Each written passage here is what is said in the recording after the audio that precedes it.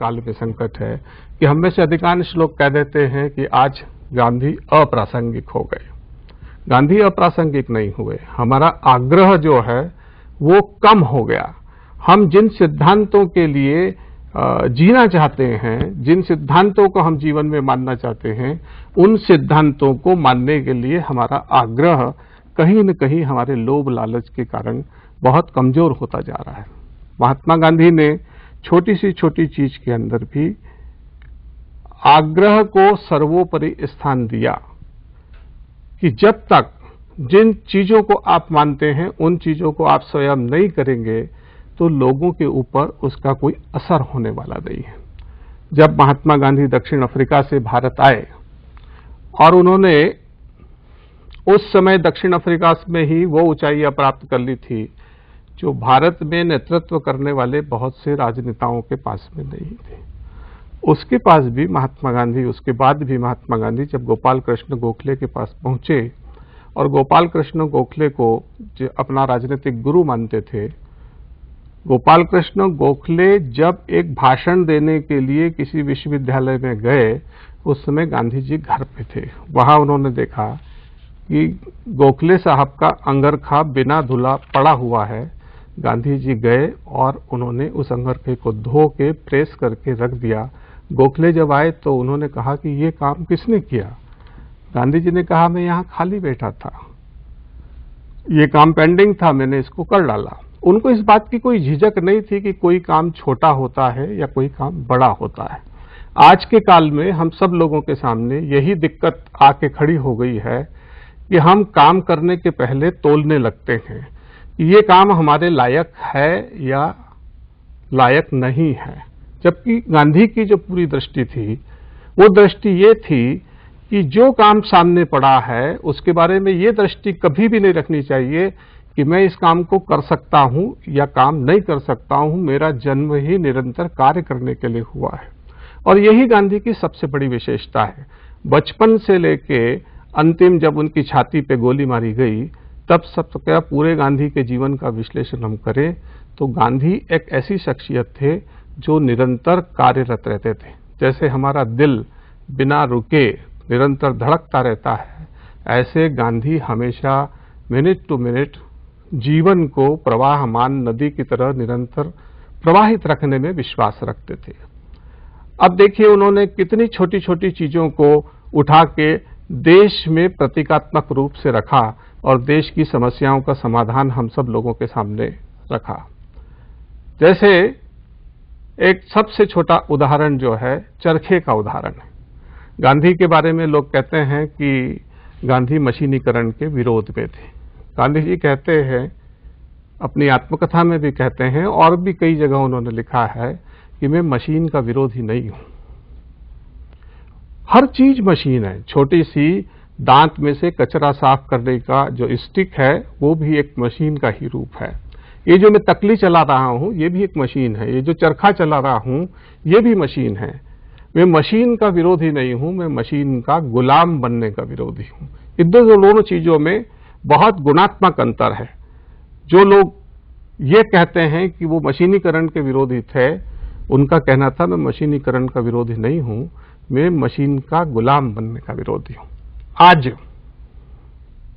गांधी जी का जो जीवन दर्शन था, जो जीवन जीने का तरीका था, जो सादगी और स्वावलंबन की बात थी, उन सब को आज हम हंसी में उड़ा देते हैं और कहते हैं कि ये तो गुजरे जमाने की बात है, गुजरे जमाने की बात है।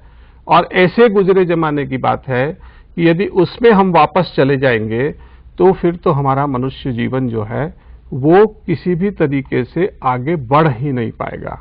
तो कुछ लोग गांधी को इस निगाह से भी देखते हैं कि गांधी एक बिल्कुल ही पुरातनवादी और हाथ से काम करने की बात करने वाले, आगे बढ़ने ही नहीं देने वाला बिल्कुल गतिहीन जीवन का नाम है। ऐसा भी गांधी का आलोचनात्मक विश्लेषण करने वाले बहुत सारे भाष्यकार आज के काल में भी हैं, उनके जीवन काल में भी थे और आगे के समय में भी होंगे।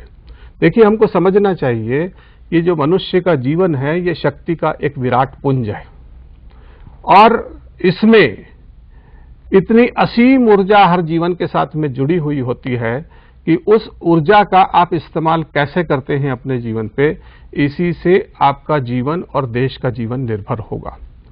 आज के काल में हम गांधी की आलोचना तो करते हैं और ये भी कहते हैं कि आज गांधी जो है प्रासंगिक नहीं रह गए, पर यदि हम खुद हमारे जीवन को गांधी के जो जीवन शैली है उससे तुलनात्मक रूप से देखने का काम करें तो हमको नजर आएगा कि हमारा विश्लेषण गलत है और गांधी की जो दृष्टि है वो समग्र जीवन दृष्टि ही एकमात्र आगे बढ़ने की जीवन की दृष्टि है। देखिए, गांधी जी का ये कहना था उनके जमाने में भी, आज भी, और कल जो बहुत ही औद्योगिक और वैज्ञानिक सभ्यता की दुनिया बन जाएगी तब भी गांधी जीवन के दर्शन के अंदर कोई अंतर नहीं आएगा।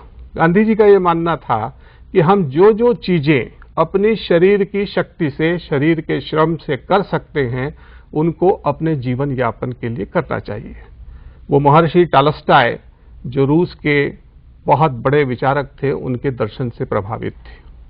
टॉलस्टॉय और रस्किन और कवि रायचंद, ये तीन लोग थे जिनको गांधी जी ने अपने वैचारिक प्रारंभिक रूप में वैचारिक गुरु के रूप में मान्य किया।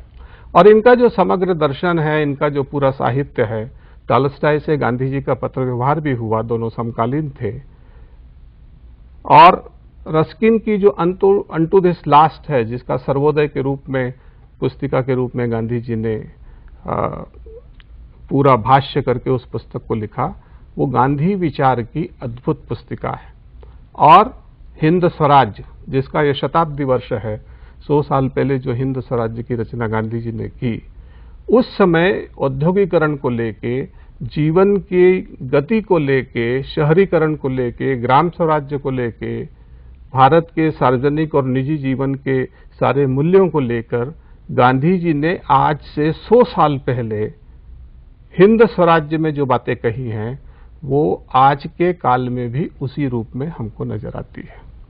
मैं ये कहना चाहता हूं बहुत स्पष्टता के साथ कि महात्मा गांधी की आज के काल में सबसे ज्यादा जरूरी जो देन है, जो हम जिनसे आगे सीख ले सकते हैं, वो जीवन की निर्भयता है। आज का जो सबसे बड़ा संकट है, आज के काल का जो संकट है, वो ये है कि हम सब डरे हुए हैं, हम सब आतंकित हैं, हम सब भयभीत हैं, हम सब लाचार हैं, हम सब असहाय हो गए कि ये इतना सारा जो इस दुनिया के अंदर हिंसा घट रही है, आतंकवाद घट रहा है, जो सारा तनाव हमारे अंदर आ गया है, इसका निराकरण कैसे करें? क्या डिप्रेशन की गोलियां को खाकर हम इन समस्याओं का समाधान कर सकते हैं? क्या और किसी मशीनीकरण के रास्ते से या और किसी रास्ते से दुनिया में आगे बढ़ने का निजी और सार्वजनिक रूप से कोई रास्ता हमको दिखाई देता है तो ले दे के